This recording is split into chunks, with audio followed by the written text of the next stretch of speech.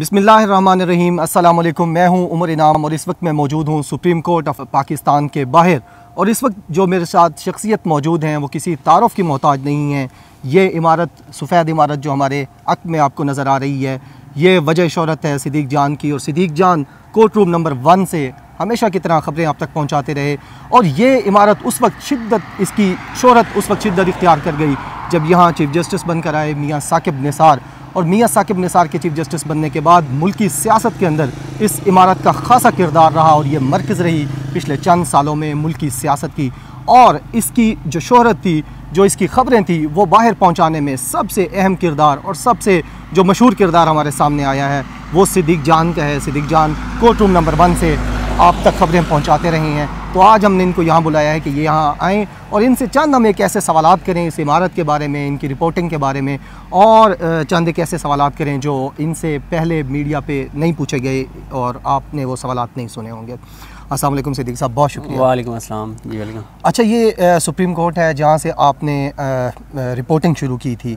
इस इमारत से रिपोर्टिंग का क्या तरीक़ाकार है और सुप्रीम कोर्ट का जो कोर्ट रूम नंबर 1 है चीफ़ जस्टिस का, वहाँ से ख़बर पूरी दुनिया में कैसे फैलती है? देखें, सुप्रीम कोर्ट में जो रिपोर्टिंग होती है वो होता यह है कि इधर ज़्यादातर जो बेंचेस होते हैं वो 5 से 6 बेंचेस काम कर रहे होते हैं सुप्रीम कोर्ट के। ख़ास तौर पर सबसे अहम जो बेंच होता है वो कोर्ट रूम नंबर 1 होता है। कोर्ट रूम नंबर 1 में हमेशा चीफ़ जस्टिस ऑफ पाकिस्तान जो होते हैं वो बैठते हैं, और जब चीफ़ जस्टिस ऑफ पाकिस्तान नहीं होते तो सुप्रीम कोर्ट के जो सीनियर 3 जज होते हैं वो उस कोर्ट रूम में बैठते हैं।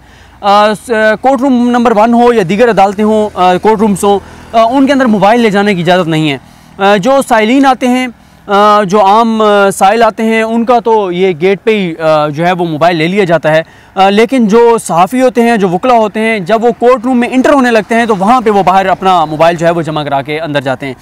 अब आपने पूछा कि यहाँ से रिपोर्टिंग कैसे होती है, पूरे पाकिस्तान में, पूरी दुनिया में ख़बरें कैसे जाती हैं। होता यह है कि हर चैनल का एक रिपोर्टर यहाँ पर मौजूद होता है कमरे अदालत के अंदर, और वो जो रिपोर्टर होता है, जजेस जो बात कर रहे होते हैं, जो रिमार्क्स आ रहे होते हैं, जो दलाइल हो रहे होते हैं, वो रिपोर्टर वो बैठ के लिख रहे होते हैं साथ साथ, ये जज ये कह रहे हैं, ये जज ये कह रहे हैं। फिर अंदर से रिपोर्टर जो है उनके साथ अक्सर चैनल्स के 2-2 रिपोर्टर होते हैं। एक रिपोर्टर लिख रहा होता है, वो जब पेज लिखता जाता है वो पेज वो बाहर भेजता है।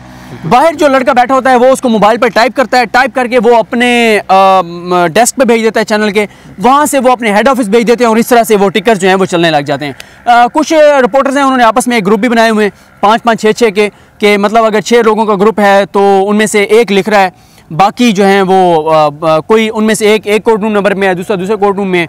तो इस तरह से ये कोर्ट रिपोर्टिंग हो रही होती है। और यही वजह है कि अक्सर जो आप देखते हैं कि जब कोई चीज़ गलत चल रही होती है, उसकी वजह ये होती है कि जब अंदर बैठा हुआ रिपोर्टर, अंदर जो टाइप कर रहा है वो अंदर नहीं है, हाँ। जो टाइप करके डेस्क वाले को भेज रहा है वो कोर्ट रूम में ही नहीं है, और जो डेस्क वाला हेड ऑफिस भेज रहा है वो उसका 5वीं जगह पे जा रही है खबर, और 5वीं जगह पे जाके और वो खबर चल रही है।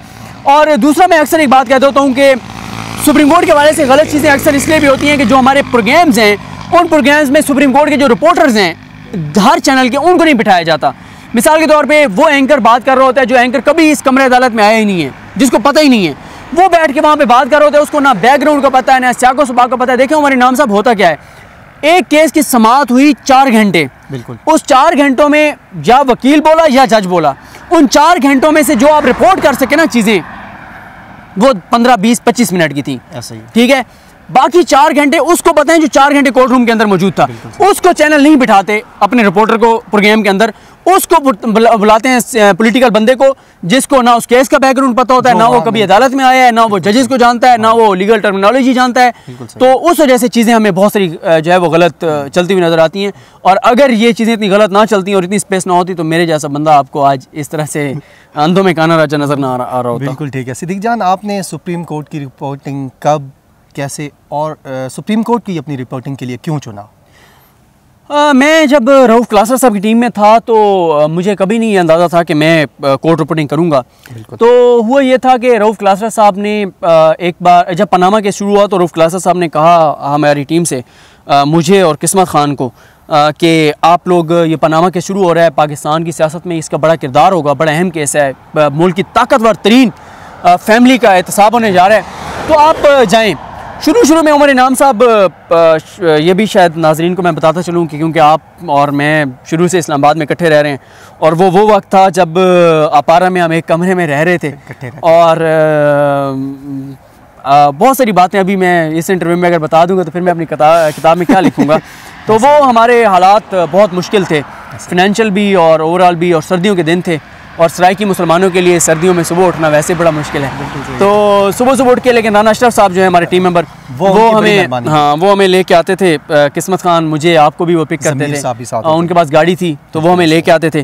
तो क्लासर साहब ने कहा था कि आप जाना शुरू करें, तो फिर मैं पनामा केस में आना शुरू हुआ। और लेकिन ऑन स्क्रीन मैं पनामा के बाद क्लासर साहब ने प्रोग्राम में जगह दी, मौका दिया, और फिर मैंने कोर्ट रिपोर्टिंग ऑन एयर भी शुरू की। वैसे पनामा केस अल्हम्दुलिल्लाह वो शुरू से लेकर आखिर तक सारा सुना था।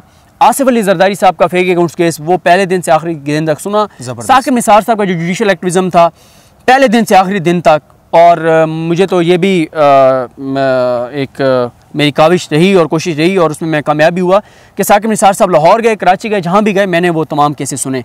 जैसे कुछ होते हैं आपके एजाज़ होते हैं जिन पे आप अल्लाह का शुक्र अदा करते हैं कि अल्लाह ताला ने आपको ये हिम्मत दी, आपने किया।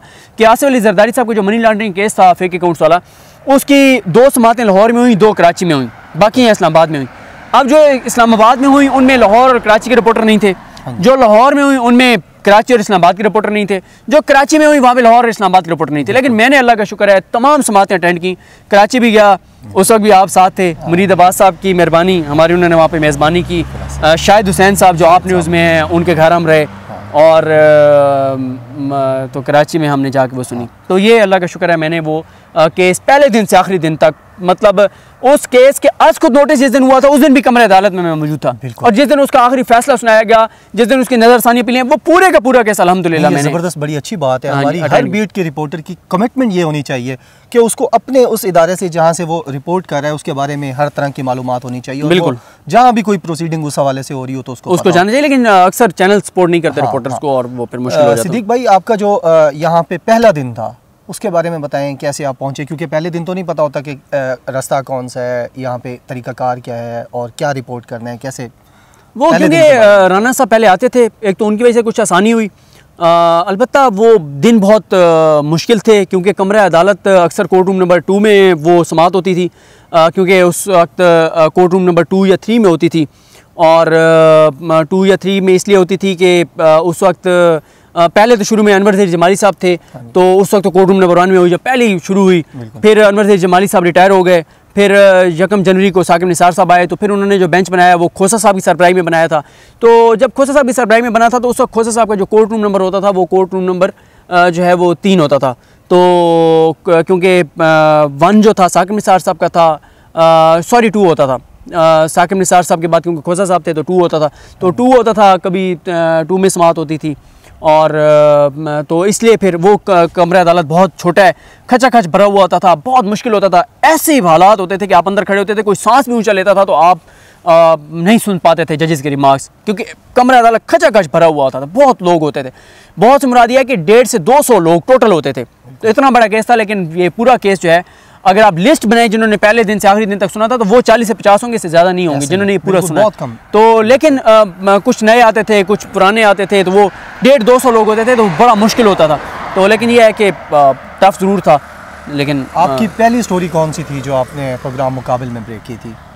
पहले जो मेरी स्टोरी थी प्रोग्राम मुकाबिल में, वैसे तो मैंने आपको बताया पनामा में जब हम आते थे तो हम रिपोर्ट बनाते थे, तो वो ऊपर चलती थी रिपोर्ट। वैसे आमिर मतीन साहब भी आते थे पनामा केस में, और हमें ये फ़ायदा हुआ कि मैं अल्लाह ताला का बहुत शुक्र अदा करता हूँ कि मुझे रऊफ़ क्लासा साहब और आमिर मतीन साहब जैसे असाज़ा मिले। क्योंकि आमिर मतीन साहब जब आते थे तो जब समात ख़त्म होती थी, तो जब मैं उनके साथ गेट तक जाता था, गाड़ी तक उनको छोड़ने जाता था, मेरे उस्ताद हैं, तो वो उस दौरान ही मुझे कहते थे, हाँ भाई सिद्दीक जान क्या आज इम्पोर्टेंट था? मैं कहता था सर ये इम्पोर्टेंट था, नहीं ये इम्पोर्टेंट था। वो जो आमिर मतीन, फिर जब क्लासेस साहब, फिर जब स्टोरी बनाते थे, क्लास साहब देखते थे बहुत सारी स्टोरीज, वो कहते थे सिद्दीक जान ये जो आपने 7वें नंबर पे चीज़ लिखी है ना, ये पहले नंबर पे आनी चाहिए थी। अच्छा आप अब ये चीज़ भी देखें, ये चीज़ भी देखें। उस चीज़ ने हमें बहुत कम वक्त में बहुत ऊपर ले आई। तो मैंने जो ऑन स्क्रीन पहली खबर ब्रेक की थी ना, वो थी ब्यूरोक्रेसी का केस था साकिब निसार साहब की अदालत में। उस दिन ये क्योंकि वफाकी शरई अदालत, ये हम जहाँ खड़े हैं वहाँ सामने वफाकी शरई अदालत है, ये सुप्रीम कोर्ट है। उस दिन केस था सूद के हवाले से था, तो सारे सुप्रीम कोर्ट के रिपोर्टर उस केस को सुनने गए हुए थे। तो मैं और ज़मीर मुस्तफ़ी साहब, हमारे दोस्त जो न्यूज़ वन में नादी मिर्ज़ा साहब की टीम में, हम दो लोग साकिब निसार साहब की कोर्ट में बैठे थे। तो क्योंकि मैं कभी वफाकी शरई अदालत गया नहीं था, तो मुझे ये था कि पता नहीं वहाँ जाने देते नहीं जाने देते। तो मैं यहाँ बैठा था, तो उस दिन ऐसे हुआ था कि साकिब निसार साहब ने जो तरक्की के लिए जो ब्यूरोक्रेसी का बोर्ड था, उसको, उसकी सिफारिशात को, उसके फैसलों को कलअदम करार दिया था। तो एक भूचाल आया था ब्यूरोक्रेसी में। वो केस था जिस दिन कमरे अदालत में सिर्फ मैं और ज़मीर मुस्तफ़ी थे। मैंने जाके जब उसकी बनाई तो क्लास साहब ने कहा ये बहुत इंपॉर्टेंट खबर है, क्योंकि उसमें दर्जनों ब्यूरोक्रेट्स की जो तरक्कियाँ थी वो कलअदम करार हो गई थी, बोर्ड पूरा टूट गया था। उस खबर को मैंने पहली बार ऑन एयर ब्रेक किया था टेलीफोन के ऊपर। बिल्कुल सही।